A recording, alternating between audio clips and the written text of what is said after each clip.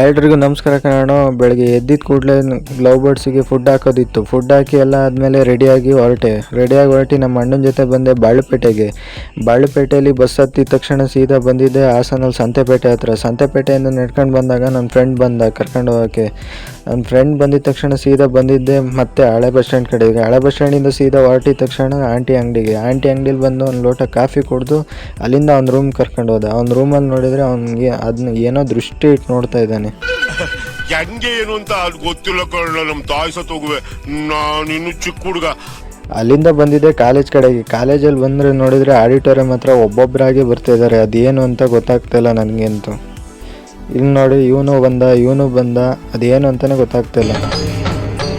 ಇದೆ ಇಲ್ಲೊಂದು ಸಮಸ್ಯೆ ಖಂಡಿತ ಇದೆ. ಲಾಸ್ಟಿಗೆ ನಮ್ಮ ಸುಂದರ ಬಂದ, ಯಾವುದೋ ಹುಡುಗಿ ಲೈನ್ ಹೊಡಿಬೇಕು ಇವತ್ತು ಅಂದ್ಕೊಂಡು. ಕಣ್ಣಿಲ್ಲ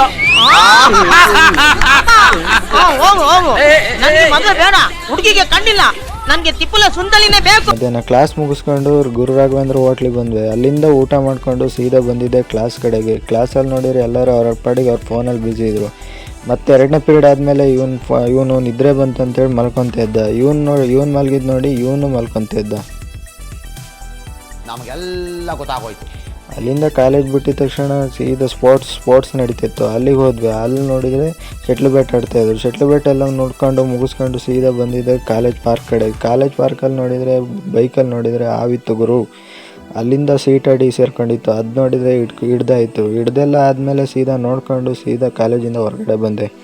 ಹೊರಗಡೆ ಎಲ್ಲ ಬಂದಮೇಲೆ ಸೀದಾ ಬಸ್ ಸ್ಟ್ಯಾಂಡ್ ಬಂದೆ. ಬಸ್ ಸ್ಟ್ಯಾಂಡಿಂದ ಬಂದ ತಕ್ಷಣ ಸೀದಾ ಹೊಸ ಬಸ್ ಸ್ಟ್ಯಾಂಡಿಗೆ ಬಂದೆ. ಹೊಸ ಬಸ್ ಸ್ಟ್ಯಾಂಡ್ ಎಲ್ಲ ಆದಮೇಲೆ ಸೀದಾ ಮನೆ ಕಡೆ ಹೊರಟೆ. ಇವತ್ತಿನ ಕತೆ ಇಷ್ಟು. ನಾಳೆ ಸಿಗ್ತೀನಿ ಫ್ರೆಂಡ್ಸ್. ಬಾಯ್. ಅಷ್ಟೇ.